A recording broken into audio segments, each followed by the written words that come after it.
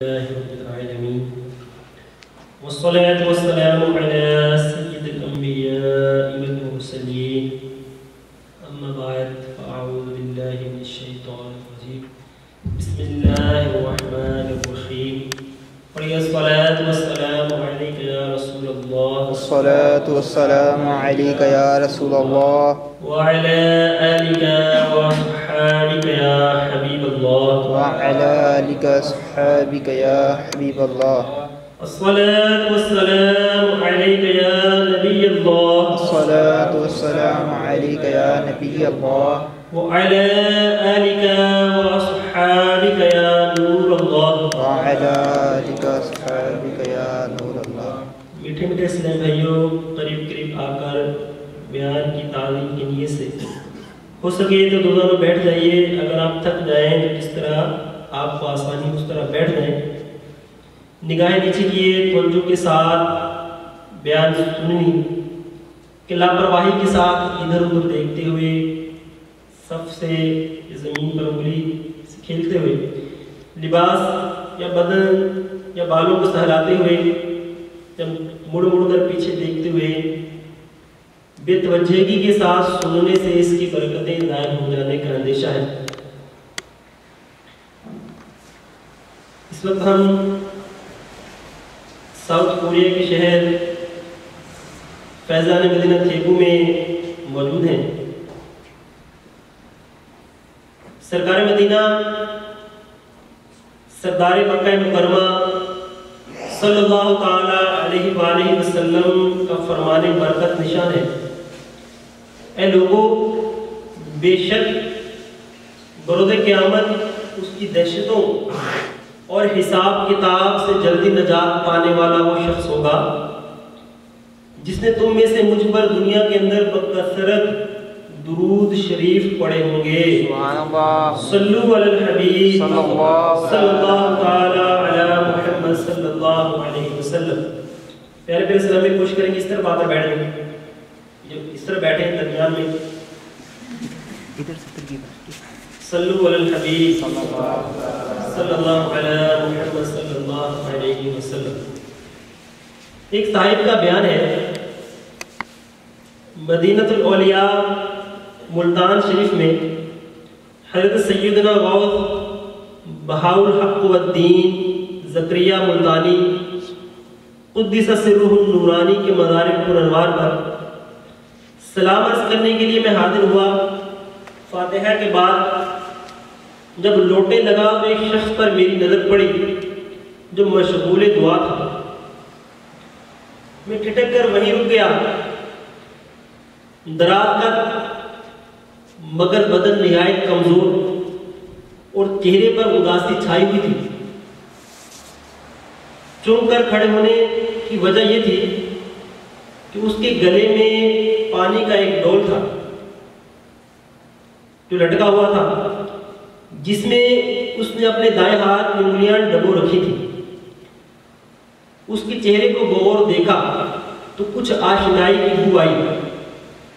میں اس کے فارغ ہونے کے انتظار کرنے لگا.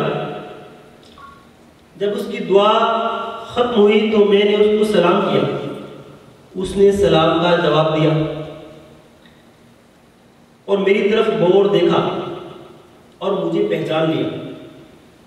لمحہ بھر کے لیے اس کے سوکھے ہونٹوں پر پھیکی سی مسکراہٹ آئی اور فوراً ختم ہو گئی. پھر حسب توفیق حسب سابق وہ اداس ہو گیا. میں نے اس سے گلے میں پانی کا ڈول لٹکانے اور اس میں دائیں ہاتھ کی انگلیاں ڈبوئے رکنے کا سبب دریافت کیا. اس پر اس نے ایک آہ سرد دل پر درد سے کھینچتے ہوئے کہا: میری ایک چھوٹی سی پرچون کی دکان تھی. ایک بار میرے پاس ایک بیکاری نے دستے سوال دراز کیا. میں نے ایک سکہ نکال کر اس کی ہتھیلی پر رکھ دیا. وہ دعائیں دیتا ہوا چلا گیا. پھر دوسرے دن بھی آیا اور اسی طرح سکہ لے کر چلا گیا. اب وہ روز روز آنے لگا اور میں کچھ نہ کچھ کو دینے لگا۔ کبھی کبھی وہ میری دکان پر تھوڑی دیر بیٹھ کر چلا جاتا اور اپنے دکھ بھرے افسانے مجھے سناتا۔ اس کی داستان غم نشان سن کر مجھے اس پر بڑا ترس آتا۔ مجھے اس سے کافی ہمدردی ہو گئی اور ہمارے درمیان ٹھیک ٹھاک یارانہ قائم ہو گیا۔ دن گزرتے رہے۔ ایک بار خلاف معمول وہ کئی روز تک نظر نہ آیا۔ مجھے اس کی فکر لاحق ہوئی کہ ہونا ہو وہ بیچارہ بیمار ہو گیا ہے، ورنہ اتنے دعوے تو اس نے آج تک نہیں کیے۔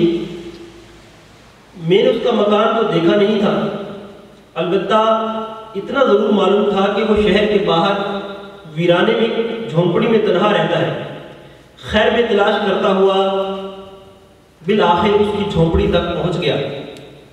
جب اندر داخل ہوا تو دیکھا کہ ہر طرف پرانے کیچڑے بکھرے پڑے ہیں، ایک طرف چند ٹوٹے پھوٹے برتن رکھے ہیں، الغرض در و دیوار غربت و افلاس کے افسانے سنا رہے تھے۔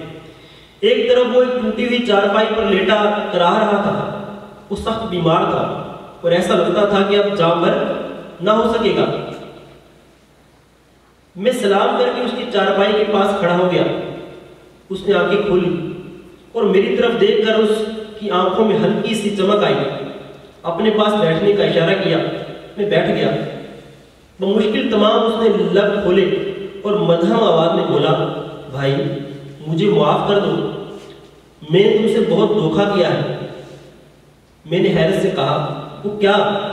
کہنے لگا، میں نے تم کو اپنے دکھ درد کی جتنے افسانے سنائے تھے وہ سب کے سب من گھڑت تھے۔ اسی طرح گھڑی ہوئی داستانیں سنا سنا کر میں لوگوں سے بھیک مانگتا رہا ہوں۔ اب چونکہ بچنے کی بظاہر کوئی امید نظر نہیں آتی، اس لیے تمہارے سامنے حقائق کا انکشاف کیے دیتا ہوں۔ میں متوسط الحال گھرانے میں پیدا ہوا، شادی بھی کی، بچے بھی ہوئے۔ میں کامچور ہو گیا اور مجھے بھیک مانگنے کی لت پڑ گئی۔ میری بیوی کو میرے اس پیسے سے سخت نفرت تھی۔ اس سلسلے میں اکثر ہماری لڑائی ٹھنی رہتی۔ رفتہ رفتہ بچے جوان ہو گئے۔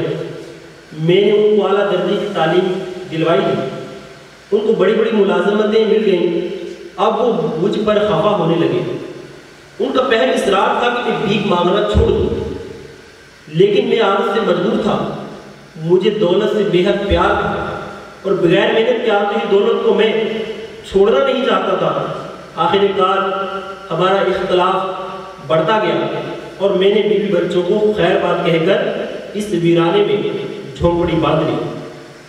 اتنا کہنے کے بعد اس نے چتروں کے ایک ڈھیر کی طرف جو جھونپڑی کے کونے میں تھا اشارہ کرتے ہوئے کہا، یہاں سے کیچڑے ہٹاؤ، اس کے نیچے تمہیں 4 بوریاں نظر آئیں گی، ان میں سے ایک بوری کا منہ کھول دو۔ چنانچہ میں نے ایسا ہی کیا۔ میں نے جو ہی بوری کا منہ کھولا تو میری آنکھیں پھٹی کی پھٹی رہ گئی۔ اس پوری بوری میں نوٹوں کی گڈیاں تہ در تہ رکھی ہوئی تھیں اور ایک اچھی خاصی رقم تھی۔ اب وہ بیکاری مجھے بڑا پر اسرار لگ رہا تھا۔ کہنے لگا، یہ 4 بوریاں اس طرح نوٹوں سے بھری ہوئی ہیں۔ میرے بھائی دیکھو، میں نے تم پر اعتماد کر کے اپنا سارا راز فاش کر دیا ہے۔ اب تم کو میری وصیت پر عمل کرنا ہوگا، کرو گے نا؟ میں نے حامی بھر لی تو کہا، دیکھو میں نے اس دولت سے بڑا پیار کیا ہے، اسی کی خاطر اپنا گھر بار اجاڑا، نہ کبھی اچھا کھایا نہ عمدہ لباس پہنا، بس اس کو دیکھ دیکھ کر خوش ہوتا رہا۔ پھر تھوڑا رک کر کہا، ذرا نوٹوں کی چند گڈیاں تو اٹھا کر لاؤ، انہیں تھوڑا پیار کر لوں۔ میں نے بوری میں سے چند گڈیاں نکال کر اس کی طرف بڑھا دی۔ اس کی آنکھوں میں ایک دم چمک آ گئی اور اس نے اپنے کانپتے ہاتھوں سے انہیں لے لیا اور اپنے سینے پر رکھ دیا اور باری باری چومنے لگا۔ ہر ایک گڈی کو چومتا اور آنکھوں سے لگاتا جاتا اور کہتا جاتا، میری وصیت خاص وصیت ہے اور اس کو تمہیں پورا کرنا ہی پڑے گا، اور یہ ہے کہ میری زندگی بھر کی پونجی یعنی 4 نوٹوں کی بوریوں کو تمہیں اسی طرح بھی میرے ساتھ دفن کرنا ہوگا۔